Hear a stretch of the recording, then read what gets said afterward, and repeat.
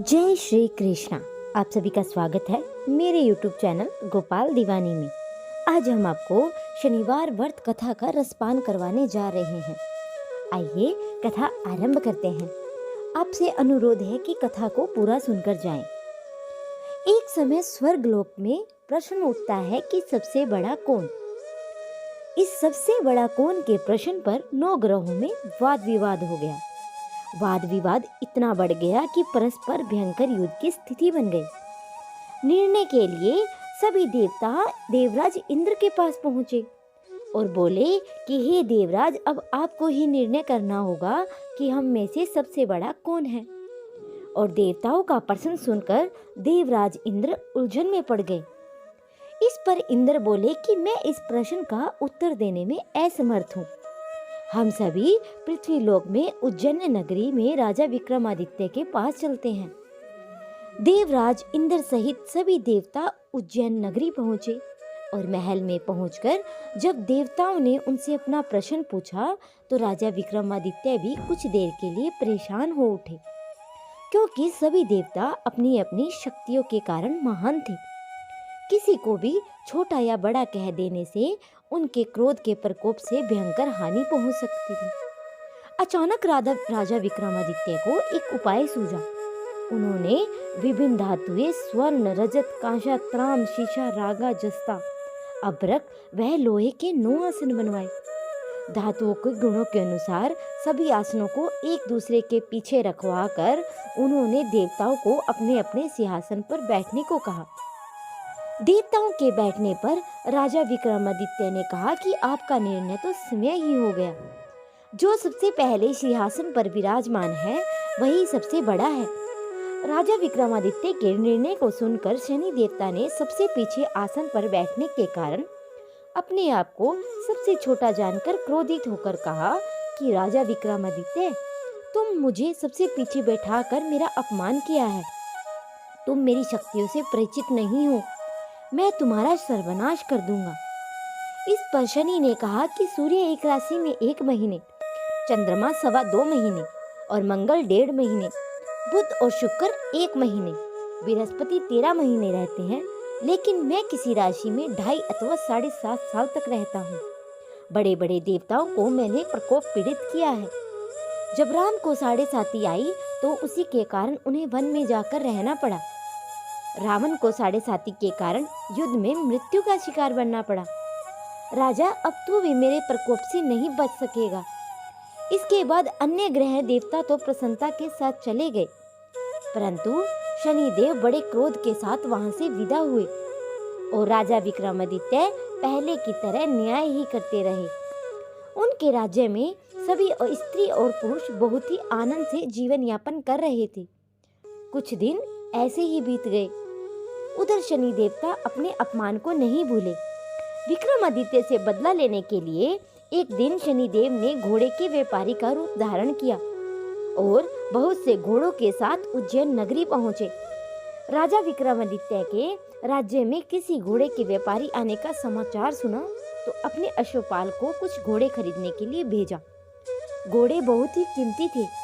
अश्वपाल ने जब वापस लौटकर इस संबंध में बताया तो राजा विक्रमादित्य ने समय आकर एक सुंदर व शक्तिशाली घोड़े को पसंद किया। घोड़े की चाल को देखने के लिए राजा उस घोड़े पर सवार हुआ तो घोड़ा बिजली की गति से तेज दौड़ पड़ा और तेजी से दौड़ता हुआ घोड़ा राजा को एक जंगल में ले जाकर अंतर्ध्यान हो गया। राजा अपने नगर को लौटने के लिए जंगल में भटकने लगा, लेकिन उन्हें लौटने का कोई भी रास्ता नहीं मिला। राजा को बहुत भूख प्यास लग गई। बहुत घूमने पर उसे एक चरवाहा मिला। राजा ने उससे पानी मांगा और पानी पीकर राजा ने उस चरवाहे को अपनी अंगूठी दे दी। फिर उससे रास्ता पूछकर वह जंगल से निकलकर पास के नगर में पहुंचा और राजा ने एक सेठ की दुकान पर बैठकर कुछ देर आराम किया। उस सेठ ने राजा से बातचीत की तो राजा ने बताया कि मैं उज्जैन नगरी से आया हूँ। राजा के कुछ देर दुकान पर बैठने पर सेठ की बहुत अधिक बिक्री हुई। सेठ ने राजा को बहुत ही भाग्यवान समझा और खुश होकर अपने घर ले गया और सेठ के घर में सोने का हार एक खूंटी पर लटका हुआ था।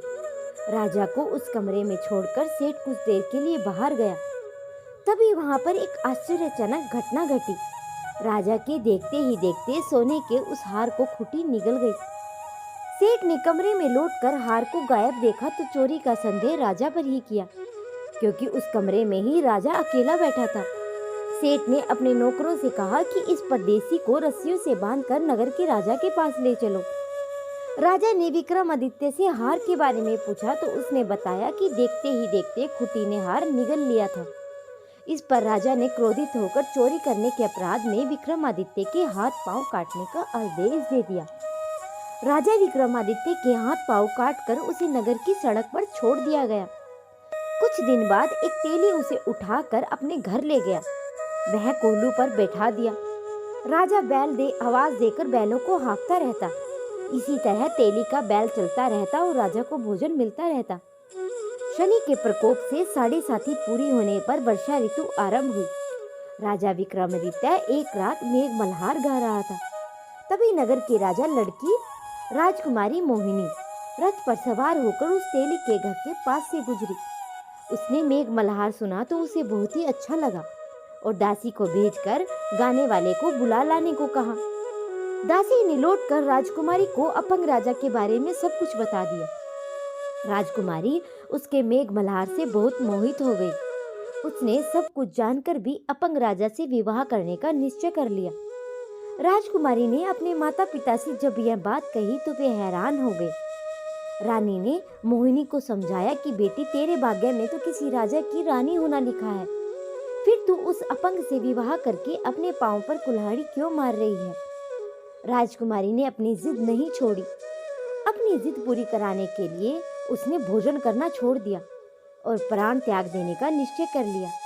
आखिर राजा रानी विवश होकर अपंग विक्रमादित्य से राजकुमारी का विवाह करना पड़ा। विवाह के बाद राजा विक्रमादित्य और राजकुमारी तेली के घर में रहने लगे। उसी रात स्वप्न में शनिदेव ने राजा से कहा कि राजा, तूने मेरा प्रकोप देख लिया है। मैंने तुम्हें अपने अपमान का दंड दिया है।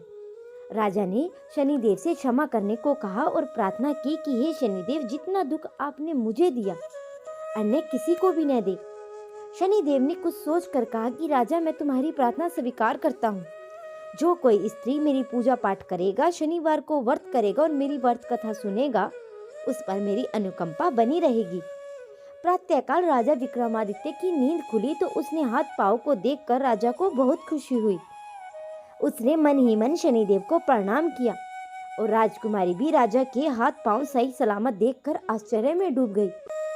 तब राजा विक्रमादित्य ने अपना परिचय देते हुए शनिदेव के प्रकोप की सारी कहानी सुनाई और सेठ को जब इस बात का पता चला तो दौड़ता हुआ तेली के घर पहुंचा और राजा के चरणों में गिरकर क्षमा मांगने लगा। राजा ने उसे क्षमा तो कर दिया, क्योंकि यह सब तो शनिदेव के प्रकोप के कारण ही हुआ था। राजा सेठ को और सेठ राजा को अपने घर पर ले गया। उसने भोजन कराया और भोजन कराते समय तभी एक आश्चर्यजनक घटना और घटती है।